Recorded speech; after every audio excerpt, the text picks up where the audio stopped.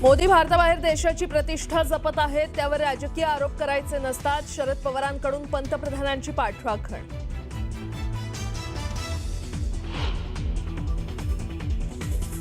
विधान परिषदेसाठी महायुतीचा फॉर्म्युला ठरला. सध्या ज्या पक्षाचा आमदार तोच पक्ष ती विधान परिषद लढवणार, तर जागांबाबत लवकरच निर्णय. विश्वसनीय सूत्रांची माहिती.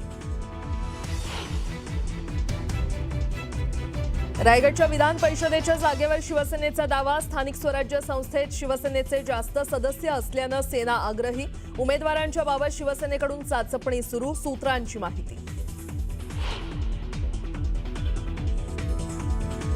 अजितदादांच्या प्रकरणात खराचं कनेक्शन समोर येतंय. प्रकरण अतिशय भयानक असून सीबीआयकडे तपास द्या. आता जास्त उशीर करायला नको. न्यूज 18 मराठीच्या बातमीनंतर रोहित पवारांची पोस्ट.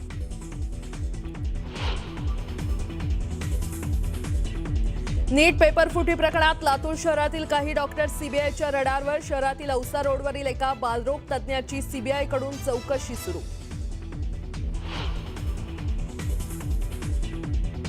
अजितदादांच्या प्रकरणात खराचं कनेक्शन समोर येतंय. प्रकरण अतिशय भयानक असून सीबीआयकडे तपास द्या. आता जास्त उशीर करायला नको. न्यूज 18 मराठीच्या बातमीनंतर रोहित पवारांची पोस्ट.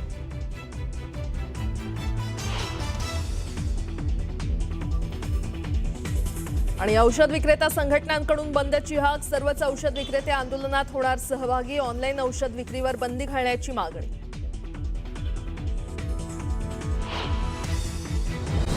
पुढची बातमी. अजित पवार मृत्यू प्रकरणातही अशोक खरातची सविस्तर चौकशी करण्याची मागणी सामाजिक कार्यकर्ते अंजली दमानिया यांनी केली आहे. अजित पवारांच्या अपघाती मृत्यूआधी 6 दिवसात अशोक खरातनं 4 फोन बदलल्याची माहिती आहे. एक हँडसेट फक्त 19 मिनिटांसाठी एका फोन कॉलसाठी बदलल्याचाही दावा दमानिया यांनी केलाय.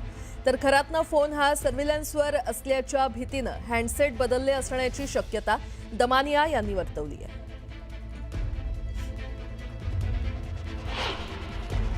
जानेवारी 2026 या महिन्यामध्ये म्हणजे 10 दिवसांमध्ये खरातनी तब्बल 5 वेळा त्याचे फोन बदलले. 21 ते 31 या दिवसांमध्ये त्यांनी सगळ्यात जास्त फोन स्विचिंगचं काम केलं. त्याच्यात आणि महत्वाची माहिती अशी की एक फोन ज्याचा IMEI नंबर मी आता सातपुते मॅमना पाठवलाय, त्या दिवशी म्हणजे 27 जानेवारी ते 31 जानेवारी त्यांनी एक फोन वापरला जो त्यांनी परत कधीही वापरला नाही. दरम्यान अमोल मिटकरींनी दमानिया यांच्या विधानाचं समर्थन केलंय. पाहूयात. खरात प्रश्न हा खरातचा नाही आहे. खरातच्या संपर्कात असलेले, वशीकरणाची पूजा करणारे, करंगळ्या कापून अभिषेक करणारे, अघोरी विद्येचा स्वीकार करणाऱ्या राजकीय पुढाऱ्यांकडून या विमानाचा घातपात झाल्याची शक्यता नाकारता, म्हणजे घातपात घडून आणला याच्याबद्दल मी सुरुवातपासून साशंक आहे. त्यामुळे अंजलीताई दमानिया यांनी केलेल्या आरोपात तथ्य आहे. दरम्यान रोहित पवार यांनी न्यूज 18 मराठीच्या बातमीची दखल घेतली असून या प्रकरणी एक्सवर पोस्ट करत सरकारला आवाहन केलंय. अजितदादांच्या अपघात प्रकरणात भोंदू खरातचं कनेक्शन समोर येत असून त्या 6 दिवसात खरातनं 4 फोन बदलले, तर एक फोन केवळ 19 मिनिटांचा कॉल करून बदलला. खरातच्या फोनवर सर्वाधिक कॉल अजितदादांच्या अपघाताच्या दिवशी झाल्याची धक्कादायक माहिती समोर येते. अजितदादांचं अपघात प्रकरण अतिशय भयानक असून या प्रकरणात सीआयडीकडे माहिती देऊनही कारवाई होत नाही. त्यामुळे तात्काळ सीबीआयकडे हा तपास देणं गरजेचं आहे. सीबीआयकडे तपास देण्यासंदर्भात सरकार त्वरित कार्यवाही करेल ही अपेक्षा आहे. सरकारनं आता जास्त उशीर करायला नको, अन्यथा हे संशयाचं धुकं अधिक गडद होईलच. शिवाय गुन्हेगार पुरावे सुद्धा दडपतील असं ट्विट त्यांनी केलेलं आहे.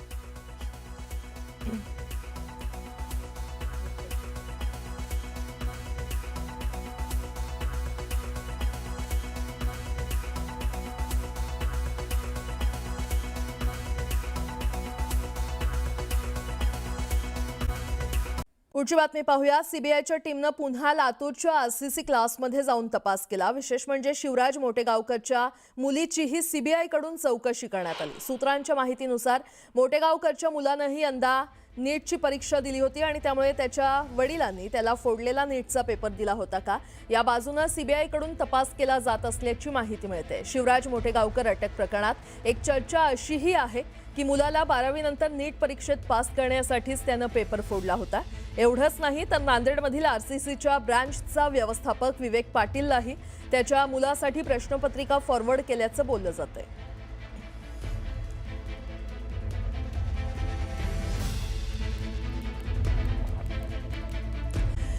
पुढची बातमी पाहूयात. आज देश एका वेगळ्या दिशेने चाललाय. या परिस्थितीत मोदींकडून देशाची प्रतिष्ठा जपण्याचं काम हे आपल्याला विसरून चालणार नाही. शरद पवारांनी मोदींची ही पाठराखण केलेली आहे.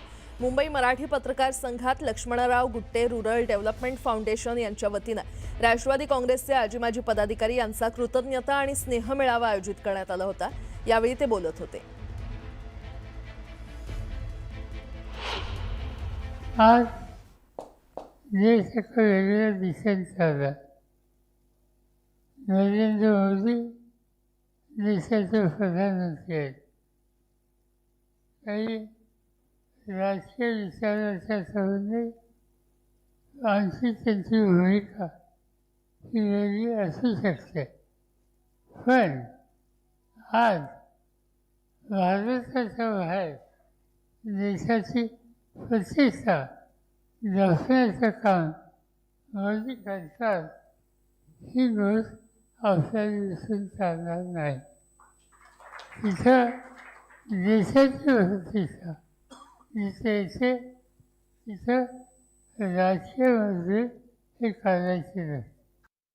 देशव्यापी औषध विक्रेता बंदच्या पार्श्वभूमीवर प्रशासन आता सज्ज झालंय. औषधांचा पुरवठा सुरळीत ठेवण्यासाठी उपाययोजना करण्यात आल्या आहेत. 20 मे म्हणजेच आज AIOCDच्या वतीनं एकदिवसीय बंदची हाक देण्यात आली आहे. अत्यावश्यक औषध पुरवठा अखंडित ठेवण्यासाठी नियंत्रण कक्ष उभारण्यात आलाय. तर रुग्णालयांशी संलग्न 24 तास सुरू असणाऱ्या औषध दुकानांशी समन्वय साधण्यात येणार आहे. जिल्हाधिकारी, पोलीस, आरोग्य विभाग, IMA सोबत प्रशासनाचा संपर्क सुरू आहे. तर नागरिकांनी अफवांवर विश्वास ठेवू नये, प्रशासनाकडून असं आवाहन करण्यात आलंय. तातडीच्या औषध उपलब्धतेसाठी संपर्क क्रमांक देखील देण्यात आलेला आहे. तो संपर्क क्रमांक काय आहे तर 9890293253 या नंबरवर संपर्क साधण्याचं आवाहन करण्यात आलंय.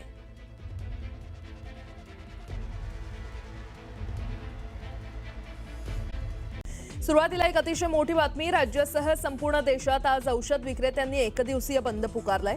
ऑनलाईन औषध विक्री बंद करण्याच्या मुख्य मागणीसाठी हा बंद पुकारण्यात आलेला आहे. तसंच कॉर्पोरेट्सद्वारे अव्यावसायिक सवलत देणं बंद करा आणि बनावट औषध विक्रीला आळा घालावा या मागणीसाठी all India organisation of chemist and ड्रगिस्टनं एक दिवसीय देशव्यापी बंद पुकारलाय. यामुळे देशातील सर्व औषध विक्रेते आपलं दुकान बंद ठेवणार आहेत. डॉक्टरांच्या चिठ्ठीचा गैरवापर, फार्मासिस्ट शिवाय औषध विक्रीमुळे सार्वजनिक आरोग्याशी संबंधित वाढते धोके, यामुळे औषध विक्रीबाबत कठोर नियमावली आणि पारदर्शकता आवश्यक असावी. यासाठी केंद्र सरकारनं कायदे करावेत या मागणीसाठी या बंदची हाक देण्यात आली आहे. दरम्यान औषध विक्रेत्यांनी पुकारलेल्या या बंद दरम्यान नागरिकांना आवश्यक औषधांचा पुरवठा सुरळीत आणि अखंडपणे उपलब्ध व्हावा यासाठी FDAनं आवश्यक उपाययोजना करत सर्व यंत्रणा सज्ज ठेवलेल्या आहेत.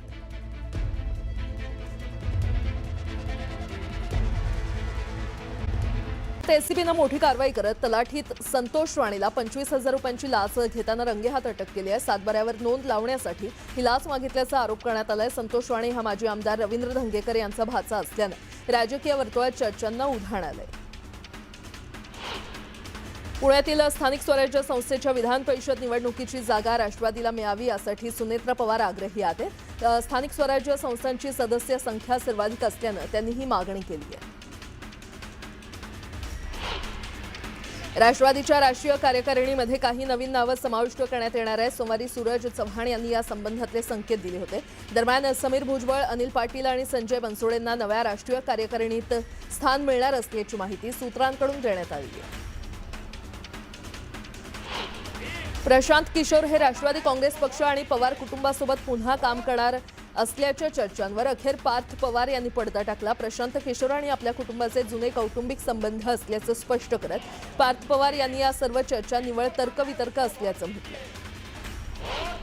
पंतप्रधान नरेंद्र मोदी सध्या परदेश दौऱ्यामध्ये देशाच्या भविष्यासाठी समुद्रातून पाईपलाईनद्वारे थेट पेट्रोल डिझेल आणता येईल का याचं प्लॅनिंग करतायत. मात्र काँग्रेस आणि महाआघाडीतील नेते त्यांच्यावर आरोप करतायत असा दावा गोपीचंद पडळकर यांनी केलाय. यावर संजय राऊतांनी जोरदार प्रत्युत्तर दिलं. अमरावतीच्या दर्यापूरचे सुधाकर भारसाकडे यांनी काँग्रेसच्या तालुकाध्यक्ष पदाचा राजीनामा दिला. पक्षाकडून विश्वासात घेतलं जात नसल्यानं किंवा नसल्याचा आरोप सुधाकर भारसाकडे यांनी केला. दरम्यान सुधाकर भारसाकडे आता शिवसेनेमध्ये पक्षप्रवेश करणार आहे. काँग्रेस नेत्या यशोमती ठाकूर यांच्या वाढदिवसानिमित्त आमदार रवी राणा यांचे मोठे भाऊ सुनील राणा यांनी त्यांच्या निवासस्थानी जाऊन शुभेच्छा दिल्याचा फोटो समोर आलाय. त्यामुळे कट्टर राजकीय विरोधक मानल्या जाणाऱ्या राणा दाम्पत्य आणि यशोमती ठाकूर यांच्यातील संबंधांवरून आता राजकीय वर्तुळात नव्या चर्चांना उधाण आलंय. दरम्यान आता आगामी काळात हे राजकीय वैर संपणार का याकडे लक्ष लागले.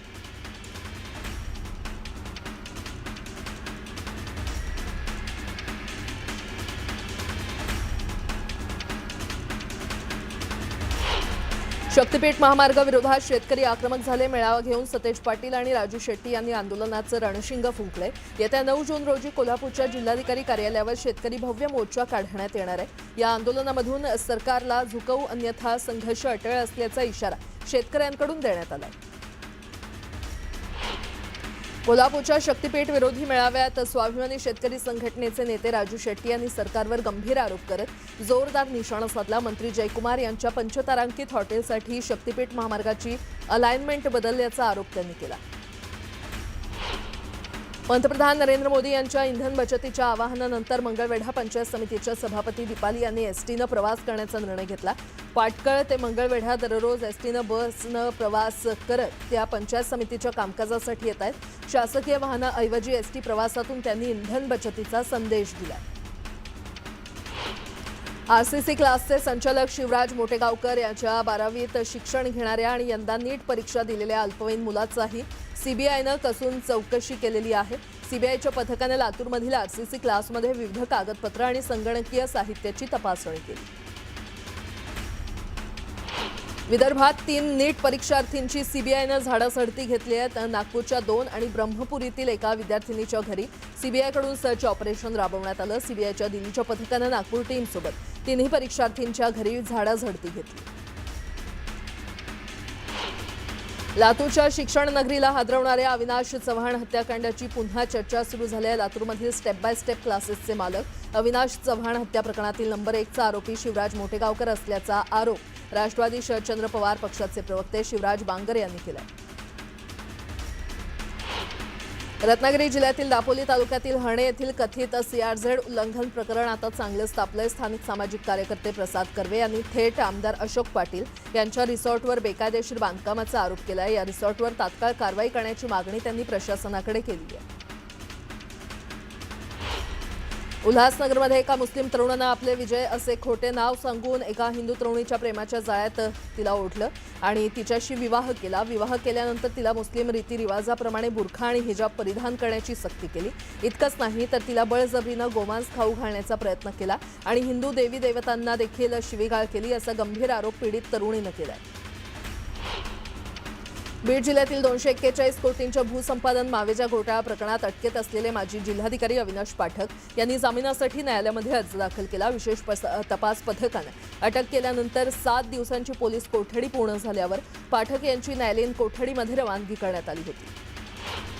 बीडच्या परळी येथील पंचम ज्योतिर्लिंग वैद्यनाथ तीर्थक्षेत्र विकास आराखड्याला राज्य सरकारनं सुधारित 301 कोटी 54 लाख रुपयांची मंजुरी दिल्या. मुख्यमंत्री देवेंद्र फडणवीसांनी शिखर समितीच्या बैठकीत ही घोषणा केली. त्यामुळे आता माजी मंत्री धनंजय मुंडे यांच्या पाठपुराव्याला यश मिळाल्याची प्रतिक्रिया व्यक्त होते. अधिक मासाच्या निमित्तानं पंढरपुरात व्हीआयपी दर्शन 15 जूनपर्यंत बंद ठेवण्यात येणार आहे. अधिक मासाच्या निमित्तानं पंढरपुरात दररोज किमान 50,000 भाविक दर्शनासाठी येतात. भाविकांना सहज आणि सुलभ दर्शन मिळावं यासाठी व्हीआयपी दर्शन बंद ठेवण्यात आलेलं आहे.